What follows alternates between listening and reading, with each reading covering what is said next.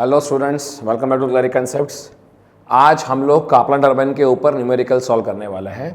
तो जिन भी स्टूडेंट्स ने अभी तक मेरा प्रीवियस लेक्चर नहीं देखा है, जहां पर मैंने कापलान टर्बाइन के बारे में पूरा डिटेल में समझाया हुआ था, जहां पर मैंने ये बताया हुआ है कि कापलान टर्बाइन्स के मेन कंपोनेंट्स क्या होता है और कैसे वो पानी से एनर्जी को एक्सट्रैक्ट करता है, और इसके जो आपके वेलोसिटी ट्राइंगल्स होते हैं, जो इसके मेन मतलब अगर इसके एनालिसिस करना तो मेन चीज़ है, तो वो ट्राइंगल्स कैसे फॉर्म करते हैं। अगर वो नहीं देखा है तो मैं रिक्वेस्ट करूंगा पहले वो देख लीजिए, उसके बाद में न्यूमेरिकल सॉल्व करने के लिए इस लेक्चर पे आप लोग आइए, ठीक है।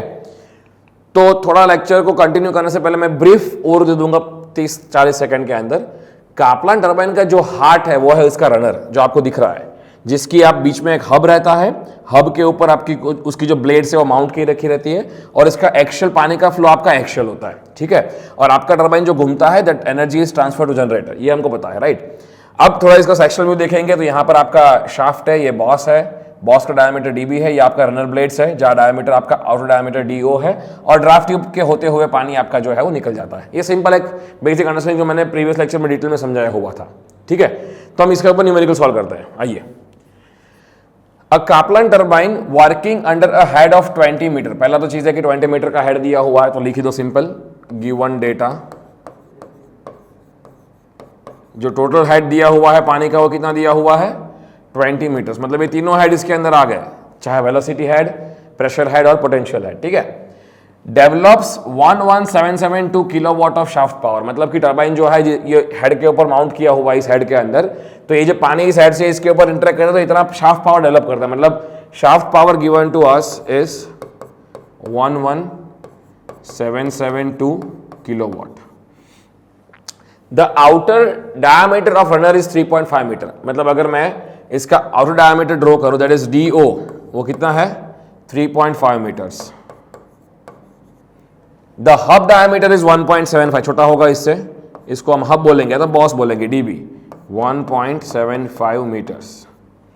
The guide blade angle at the extreme edge of runner is 35 degrees. मतलब कि गाइड ब्लेड एंगल हम लोग क्या दिया हुआ है, अल्फा दिया हुआ है। देखिए ये चीज आपको समझना हो तो पहले प्रीवियस लेक्चर देखना पड़ेगा। तो आपका दिया हुआ है guide blade angle 35 degrees. The hydraulic and overall efficiency of turbines are 88% और 84% रिस्पेक्टिवली। मतलब कि आपको हाइड्रोलिक एफिशिएंसी दे रखी है कितनी, 88%, मतलब 0.88, और ओवरऑल एफिशिएंसी दे रखी है आपकी 0.84, बिकॉज आपको 84% दे रखी है, right. If the velocity of whirl is 0 at the outlet, मतलब कि VW2 आपको क्या दे रखा है, 0। Velocity of whirl at outlet is 0 metre per second.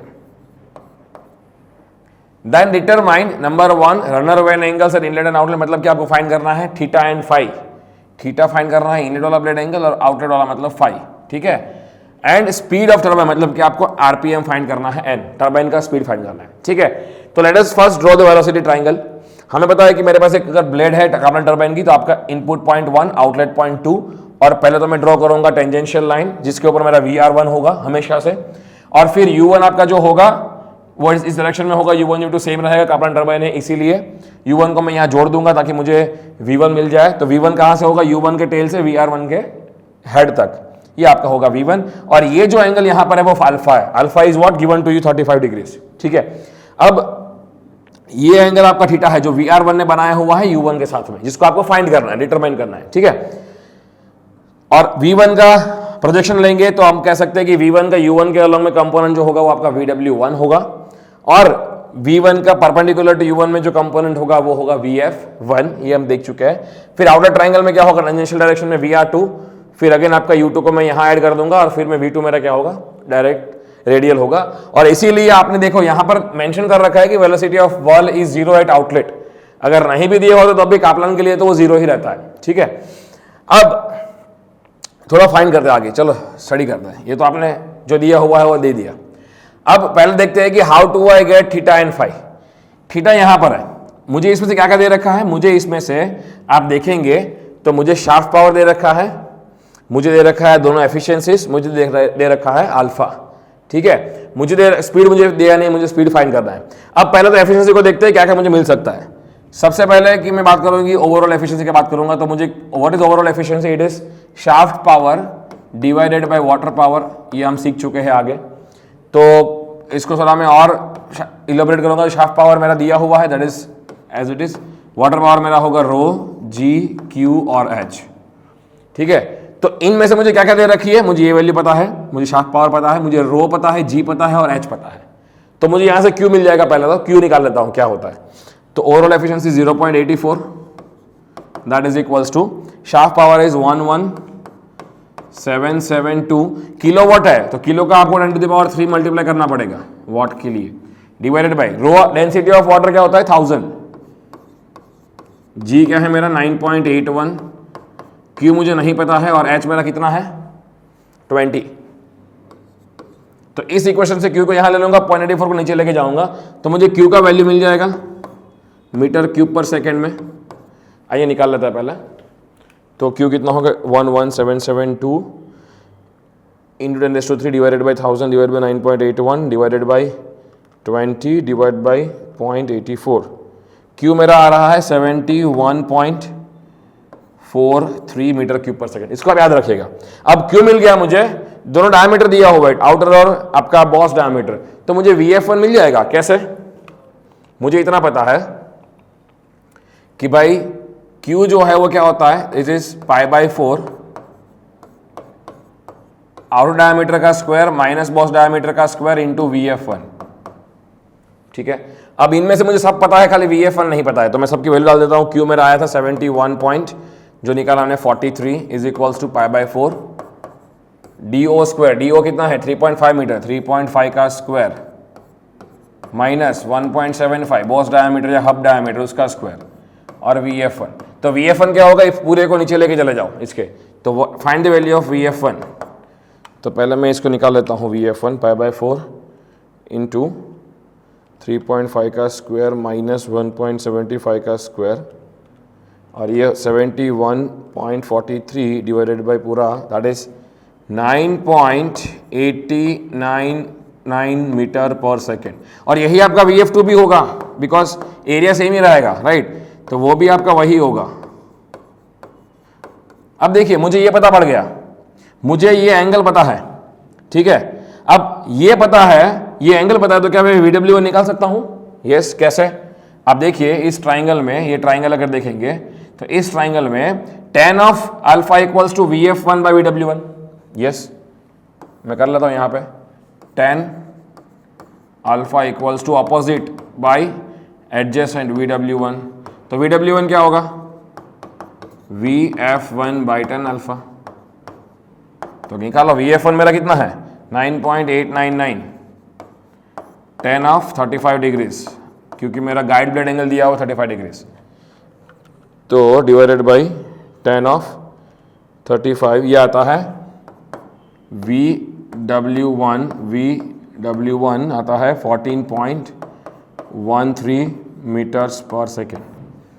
अब VW1 आपको मिल गया, यहां पे ये पूरा मिल गया। U1 आपको पता है कि नहीं पता, आई डोंट नो, चेक करना पड़ेगा। तो how do you get theta? अगर मुझे इतना डिस्टेंस मिल जाए और ये पता है तो थीटा मिल जाएगा। यस, अब इतना डिस्टेंस कैसे निकालेंगे, क्योंकि VW1 माइनस U1। अब U1 आपको नहीं पता है, ना ही U2 पता है आपको। तो एक और चीज देखते हैं, मेरे पास एक और चीज क्या दे रखी है, I have been given this 84% क्या दिया ओवरऑल एफिशिएंसी, राइट? अब ये 88% का दिया हुआ मुझे हाइड्रोलिक एफिशिएंसी। अब हाइड्रोलिक एफिशिएंसी क्या होता है देखते हैं, हम देख चुके हैं आगे। What is hydraulic efficiency? It is runner power divided by what, water power. अब इसका मीनिंग क्या है, ये क्या है मेरा hydraulic efficiency, this is 0.88। Runner power मेरा क्या होता है रो क्यू VW1 U1, अगर हम देख चुके हैं तो आगे, right? Divided what is water power rho GQH, rho Q cancel. इसमें से देखो क्या क्या दिया हुआ है, 0.88 VW मुझे मिल गया। VW कितना है मेरा प्रीवियस यहाँ पे 14.13 U1 मुझे नहीं पता है, डिवाइडेड बाई G 9.81 H मेरा 20 मीटर। U1 निकालो यहाँ से, कितना आएगा 0.88 into 9.81 into 20 divided by 14.13। u1 आपका आ रहा है 12.22 मीटर पर सेकेंड। इसका मीनिंग u2 भी आपका वही होगा 12.22 मीटर पर सेकेंड। हो गया, अब काम खत्म। कैसे? थीटा क्या होगा? tan theta is equals to VF1 divided by opposite by adjacent. Adjacent क्या होगा? टोटल माइनस दिस, मतलब VW1 minus U1, VW1 minus U1।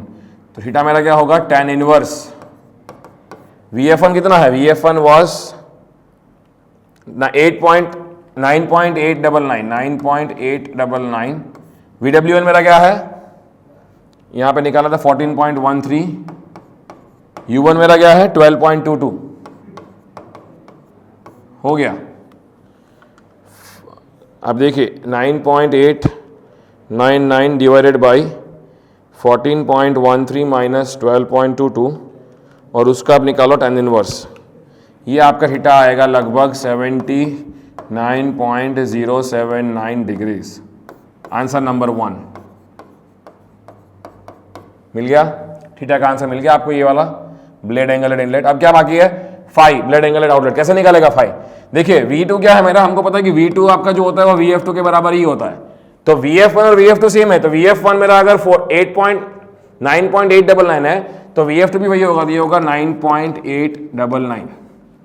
U2 मुझे पता होगा U1 की तरह ही होगा 12.22। निकाल लो सीधा simple. Phi is equals to tan inverse of what? Opposite by adjacent, मतलब V2 जो मेरा है 9.899 डिवाइडेड बाई U2 इज 12.22। निकाल लो। फाई का वैल्यू क्या आएगा? 9.899 divided by 12.22। tan inverse of this is 39 degrees. Answer number 2। ये क्या हो जाएगा मेरा? Blade angle at outlet. ये मुझे मिल गया। अब क्या फाइंड करना है? स्पीड ऑफ रनर मतलब n। अब n कैसे निकालेंगे? मुझे इतना पता है कि U1 is equals to pi DON by 60। U1 कहो या तो फिर U2 कहो। तो मुझे यहां पर U1 क्या दिया मिला हुआ? मुझे U1 इज 12.22। तो 12.22 equals to pi, outer diameter कितना दिया हुआ मुझे? 3.5 इंटू n डिवाइड बाई 60। अब यहां से मुझे n मिल जाएगा 12.22 into 60 divided by pi divided by 3.5। आपको n मिला 66.68 RPM। आंसर नंबर 3 जो आपको चाहिए था। तो आई होप कि आपको ये क्लैरिटी आया हुआ है। ये आंसर आपको तीनों चीज मिल गई। In fact blade angle eight inlet जो कि थीटा था, जो मेरा वैल्यू आया लगभग 79 degrees, blade angle at outlet 39 degrees and RPM आपका 66.68 आरपीएम। ठीक है, तो ऐसा ही देखिए ये क्लैरिटी कैसे है, बिकॉज आपको ट्राइंगल बनाना आ गया। ट्राइंगल बनाना सीख जाओगे तो फिर न्यूमेरिकल में कोई टफनेस है ही नहीं, बहुत ईजी है। ठीक है, सो आई होप कि आपको क्लैरिटी आया है। Thank you so much, see you in the next class.